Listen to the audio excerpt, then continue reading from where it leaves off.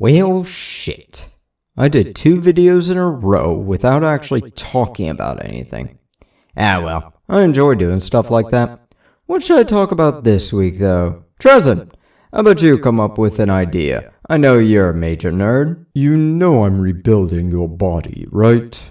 Do you really want to insult me? You know you didn't put me into a warrior or a mortal, right? So, I have free will. I should have thought that through.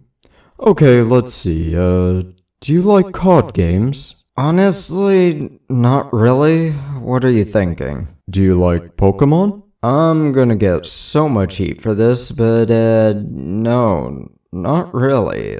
Less and less every day, in fact. But I already talked about one Pokemon TTRPG. You think I should talk about the other fan game? No. Something more official. Are you seriously asking me to review the Pokemon Junior Adventures game? Yes, I am. You son of a bitch, I'm in. Now, this is a bit of a weird thing to talk about as it has some weird history. This was licensed by Nintendo to Wizards of the Coast. The Dungeons & Dragons people? Kind of, but Hasbro has no say in this game. Wizards of the Coast bought TSR 2 years before this game was released, and Hasbro bought Wizards of the Coast in the September just after this game was released. But this game is designed with 6-year-olds in mind, and one parent to run the game for the kids. This game does not play like a normal TTRPG, as it really isn't. There are some stats, but this game is mostly just parents asking their kids, "What's this? What's this? There's white things in the air." Now, there's really not much to review about this game. You can get a physical copy of the book from 10 to 50 US bucks, while you can get the full box looks like about 140 USD. I'm gonna shell out that for a 200 sub channel that gets an average view count of 50, but I am gonna pirate the book that hasn't been printed in almost 30 years and tell you about it. So, this game came out with 26 Pokemon power cards that explain what the Pokemon's name is and their HP in this game and a few other things. 6 trainer checklists that should be filled out with pencil or dry erase marker if they're laminated. 1 storybook, which is what we're looking at. 2 Pokecoins, which I'm assuming are the same as the coins you get in a new starter deck box. And 48 hit tokens, which help keep track of HP of the Pokemonster. And 1 die, which is a D6, nothing special. Now, on each of these power cards are a few things. The Pokemon's name and HP, as stated before, and 2 of their powers. When a battle happens, the player, your kids, asked to use an ability, then roll a die. If the die lands on one of the numbers on the ability's listings, it can use that ability. These abilities may do more effects too, such as allowing rerolls, healing, damage, or possibly status effects if this game went that far and lasted that long. The trainer's checklist keeps track of the Pokemon they have caught in previous parts of the game, because each book is assumed to have only so many available in it, and you were expected to buy each expansion in order to get all 151 of the OGs. Of course, a bit of a problem with that plan is that this is the only book for this game that is ever released and is less than 1/5 of the original Pokédex. Theoretically, you could make an actual character sheet with knowledge from these cards, including making skills and such, while using these incredibly simple cards and dice systems to actually build a real TTRPG. Now, The game does have what looks to be 16 different episodes pre-written. Each episode is supposed to be a single session.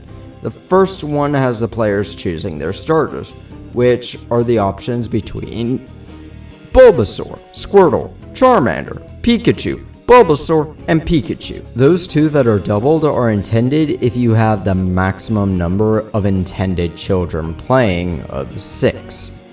In a more modern game, I imagine those other two would be Eevee and possibly Clefairy.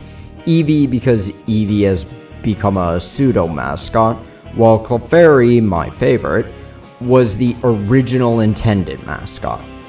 Of course, this game is intended with children under the age of 10 in mind, with the optimal age being about 6 or 7. It often tells the parents running these games to ask, "What's this?" or "What's that?" in order to promote the imagination of a child. Honestly, I like this.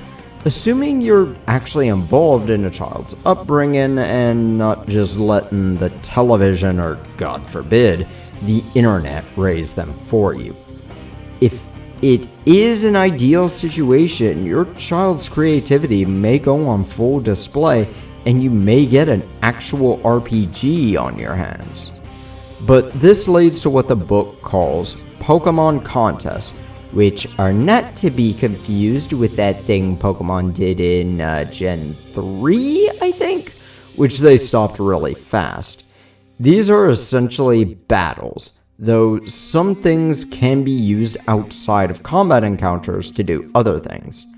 Now, each card has an ability on each side of it. The players will choose their pocket monsters at the beginning of each round, and place their cards before them with one ability being up. This ability is what they're attempting to use. Each player will then roll their single d6, starting with the player from the GM's left and going right, so clockwise. If this die lands on one of the numbers listed, that ability succeeds. Some will also have a coin flip option. Heads or green does one thing, while tails or red does the other thing. Unfortunately, I can't really go through the whole list to see what cards are available or how to upgrade this game, but there's a weird amount of possible options for this game. Of course, it's almost always all versus one sort of encounters, because looking at the book, it looks like each encounter is against a single pocket monster. For example, the Gary encounter. Oh, this is based off the shows. Encounter has Sandshrew. Brock has an Onyx, and such.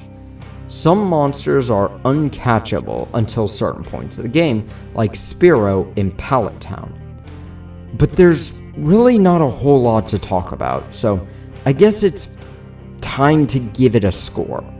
Honestly, I feel kind of weird about giving a review score to an RPG where the box says it's for ages 6 to 8. But there's positives and negatives. Positives: promotes creativity, and given the original Pokemon was made in 1996, the generation that had Red and Green are old enough to be raising their own kids now. This game has some potential for nerd parents to teach their children to be nerds too. There's enough in the starting box to create your own rather limited stories, but it gives an outline to make even more as well, if you know what you're doing and want to create a completed national dex. I guess good luck with that last one. Negatives though, this game is not complete. It was made with the assumption of return investment into this baby's first TTRPG, which is fitting given Pokemon is often called baby's first JRPG. Unfortunately, because of the intended audience, the game has no real substance for anyone over the age of 10. I noticed a few things through the story parts too. One has you facing the kid in the samurai suit from season 1 of the first series of the Pokemon show. but it says only one of the players can fight him, which this is the whole point of the game. Random encounters have you essentially do a triple battle or more with different monsters coming for each of the players. Honestly, my negatives outweigh my positives. From an RPG perspective, it's horrible. From a family bonding perspective, though, this is great. $150 great? Probably not. Play a more active game with your kids instead, but for now, shove off.